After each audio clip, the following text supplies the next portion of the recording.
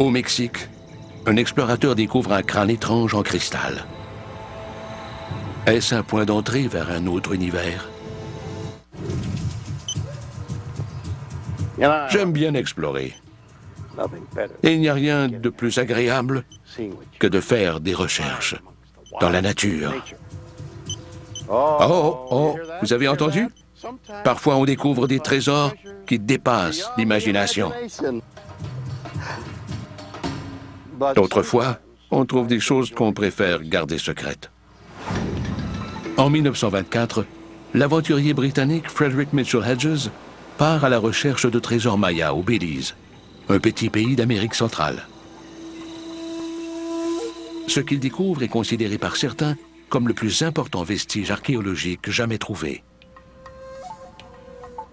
Un crâne humain en cristal, parfaitement formé. Sculpté avec une précision parfaite, cet artefact de 2000 ans déconcerte les scientifiques. Plusieurs croient que la technologie qu'il a créée n'a pu exister dans les temps anciens, ni même modernes. Alors, qu'est-ce que c'est? Et d'où vient-il? La réponse pourrait se trouver dans une légende maya, où il est question, non pas d'un, mais de 13 crânes en cristal, dotés de pouvoirs extraordinaires. Cette légende pourrait reposer sur des faits.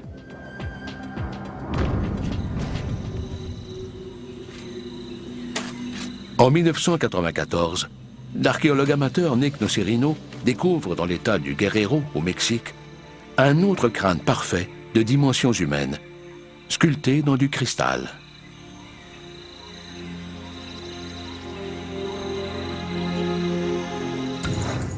Kirby Seed est un expert en cristal et en minéraux. En 1995, le crâne de Guerrero est confié à ses soins. Lorsqu'il l'examine, quelque chose de bizarre se produit.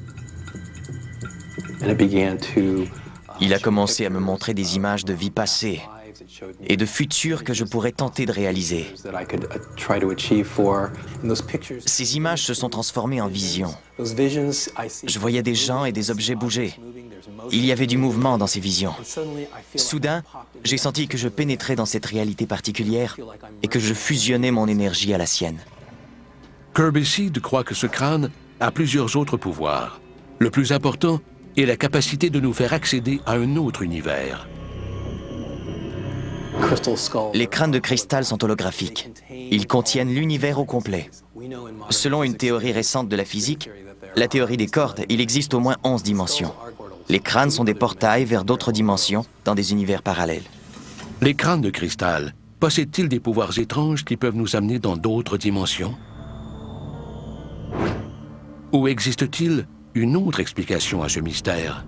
En ce qui me concerne, ils ne sont entourés d'aucun mystère. Jane Walsh est anthropologue à la Smithsonian Institution de Washington. Elle croit que les crânes de cristal ne sont pas aussi magiques qu'ils le semblent. J'en suis venue à la conclusion que tous les crânes que j'ai examinés n'ont rien à voir avec le Mexique précolombien. Ils ont été conçus pour créer un mythe. Jane a examiné 9 crânes de cristal, dont celui qui a été découvert par Frederick Mitchell Hedges. En raison de la nature du cristal, il est impossible de déterminer à quel moment ces crânes ont été créés. Mais Jane Walsh croit qu'il existe une autre façon de connaître leurs secrets. En utilisant de la silicone liquide, elle peut découvrir comment ils ont été fabriqués. La silicone s'insère facilement dans les interstices. Je m'assure qu'elle pénètre dans toutes les cavités. Lorsque la silicone est sèche, Jane obtient un moule très fidèle des traces qui marquent la surface du crâne. Un microscope électronique lui permet de les grossir plus de 10 millions de fois. Lorsque ces électrons frapperont la surface de l'échantillon, il y aura un signal. On obtiendra une image topographique de la surface et une excellente résolution spatiale. On verra des détails très précis et beaucoup de choses qu'on ne verrait pas autrement. Une chose est particulièrement frappante. C'est la preuve que les crânes de cristal ne sont pas aussi parfaits qu'ils semblent l'être. Ce que vous voyez ici est le bord d'un instrument rotatif. Si un homme était assis ici et qu'il tentait de percer ce petit trou, on n'aurait pas ce petit tracé qu'on peut suivre tout autour. L'analyse de Jane Walsh est accablante. Elle croit que la personne qui a fabriqué ces crânes avait accès à des outils électriques modernes. On sait quels outils étaient utilisés par les tailleurs de pierre précolombiens. C'étaient des outils de l'âge de pierre. Pour ce qui est du crâne de Mitchell Hedges, on a pu déterminer qu'une partie de la taille initiale a été faite avec de très petits forets à grande vitesse, rappelant les fraises des dentistes. Aucun Maya ou Aztèque n'aurait pu posséder un tel outil. Si les crânes n'ont pas été fabriqués par des Mayas ou des Aztèques, quand ont-ils été sculptés? Ils sont probablement aussi anciens que le moment où ils sont apparus pour la première fois. Ils ont été créés avec des outils assez modernes. Les crânes de cristal ne sont-ils qu'une vaste mystification? L'analyse impitoyable du microscope de Jane Walsh signifie-t-elle qu'on ne doit pas croire ceux qui affirment qu'ils ont des pouvoirs mystiques? J'aimerais beaucoup qu'un archéologue reconnu en découvre un, mais je ne compte pas trop là-dessus. La légende des 13 crânes de cristal dotés de pouvoirs particuliers ne reposerait donc sur rien de convaincant? Ont-ils vraiment des pouvoirs qui dépassent l'entendement? Kirby Seed pourrait-il avoir raison? Existe-t-il des points d'entrée vers d'autres dimensions? Joshua Shapiro est un explorateur. Non seulement il pense que les crânes de cristal peuvent nous relier à d'autres univers, mais il affirme qu'ils nous ont été donnés par les êtres qui y vivent. Je crois qu'il existe un lien entre les crânes de cristal et les autres intelligences qui pourraient venir d'univers parallèles ou d'autres dimensions.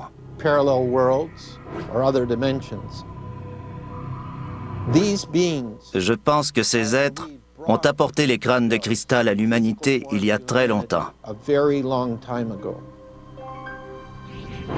Les crânes de cristal sont-ils venus jadis d'univers parallèles?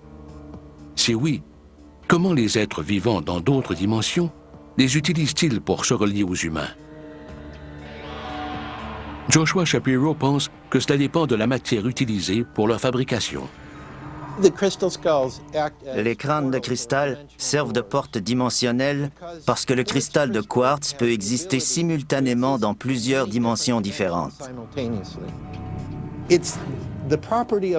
Il interagit avec des énergies sur différentes fréquences vibratoires.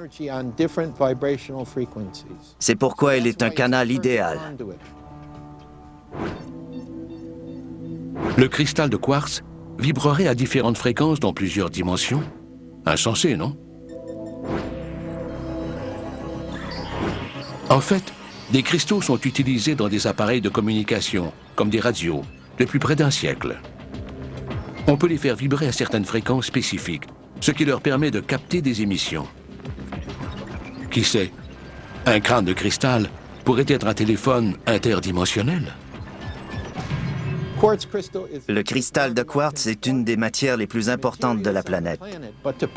Mais le fait de lui donner la forme d'un crâne humain le rend très spécial. Ces autres intelligences peuvent utiliser le crâne de cristal pour communiquer avec nous. Les crânes de cristal servent-ils à nous transmettre des messages venant des autres dimensions?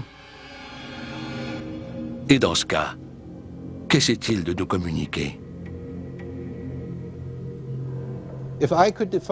Si je pouvais définir en une phrase ce que sont les crânes de cristal, je dirais qu'ils sont un miroir et un catalyseur pour réveiller l'humanité. Si comme individus on pouvait s'ouvrir à tous les phénomènes fascinants qui se passent dans notre monde, plutôt que de tenter de tout rationaliser, je pense que notre planète connaîtrait la paix beaucoup plus rapidement, qu'on en apprendrait plus sur nous-mêmes et qu'on aurait droit à une aide qu'on ne parvient même pas à imaginer. Les crânes de cristal ont-ils la capacité de créer des signaux électriques nous permettant d'interagir avec d'autres dimensions? Ou sont-ils simplement d'inoffensifs morceaux de pierre polie? La science a-t-elle démontré qu'il existe des portails vers d'autres univers? Quelle histoire incroyable! Ce crâne pourrait-il produire des vibrations qui nous permettraient de parler à des gens dans des univers parallèles?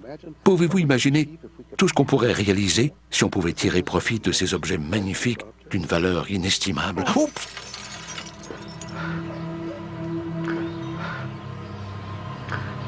On peut en avoir un autre? On croit qu'un mystérieux crâne de cristal découvert au Mexique pourrait nous permettre d'accéder à une autre dimension. Est-ce possible? Paul Stevenson de l'Université de Surrey s'intéresse aux conditions extrêmes en physique. Il pense que l'idée d'un portail menant à un univers lointain est plausible. Le fait que les trous noirs existent nous permet de penser, en théorie, que nous pourrions un jour ouvrir une porte vers un autre univers. Les astronomes croyaient jadis que tout ce qui se trouvait dans un trou noir était compressé en un point singulier d'une masse quasi infinie. Mais récemment, certains ont proposé une autre idée. Il est concevable que l'on puisse créer une sorte de portail qui permettrait de se déplacer d'une partie à l'autre de l'univers. Cela s'appellerait un tunnel cosmique. Si on pouvait créer une sorte de tunnel menant à d'autres parties de notre univers, qu'est-ce que cela signifierait pour les dimensions parallèles? Ce ne serait pas un si grand bond en avant de suggérer qu'on pourrait créer un tunnel cosmique qui nous relierait à différentes dimensions ou à un univers différent. Selon Paul Stevenson, il est théoriquement possible de créer un point d'entrée vers d'autres univers. Personne n'en a jamais vu. Comment sait-il que cela pourrait arriver? C'est fondé sur des principes établis de la physique. Par le passé, bien des choses qu'on trouvait au départ ridicules et extravagantes étaient finalement très sensées. Je ne sais pas si ça se produira dans le cas des tunnels cosmiques et si j'en verrai jamais un. Mais il n'est certainement pas déraisonnable de croire à cette possibilité. Pourrait-on ouvrir des portes cosmiques vers des univers parallèles et communiquer avec eux grâce au crâne de cristal? Ou pourrait-on simplement se téléporter aussi souvent qu'on le souhaiterait? Des gens de l'ombre venant d'autres dimensions sont-ils déjà parmi nous? Bizarre, ou quoi?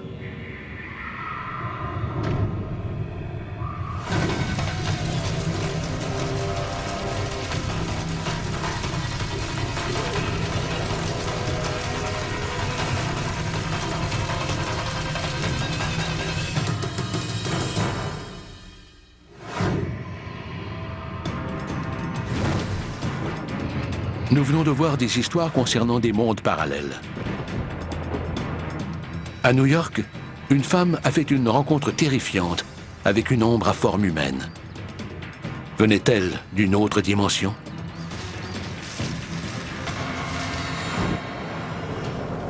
Au New Jersey, une machine bizarre a transporté un garçon et son père à plusieurs milliers de kilomètres en une fraction de seconde.